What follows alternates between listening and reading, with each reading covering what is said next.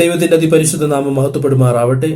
ഫിലിപ്പിയർക്ക് എഴുതിയ ലേഖനം 4-ാം അധ്യായം 13-ാം വാക്യം. എന്നെ ശക്തനാക്കുന്നവൻ മുഖാന്തരം ഞാൻ സകലത്തിനും മതിയാകുന്നു. നമ്മുടെ ജീവിതത്തിൽ ഏതു സാഹചര്യത്തിലും നമ്മെ ശക്തിപ്പെടുത്തുന്ന ദൈവം നമ്മോട് കൂടെയുണ്ട് എന്നതാണ് ഈ വചനം നൽകുന്ന ഉറപ്പ്. നമ്മുടെ ബലഹീനതകളിൽ നമ്മെ ശക്തിപ്പെടുത്തുന്ന ദൈവം, നമ്മുടെ താഴ്ചകളിൽ നമ്മെ ഉയർത്തുന്ന ദൈവം, നമ്മുടെ വീഴ്ചകളിൽ നമ്മെ കൈത്താങ്ങുന്ന ദൈവം, നമ്മുടെ തോൽവികളിൽ നമുക്ക് വിജയം നൽകുന്ന ദൈവം.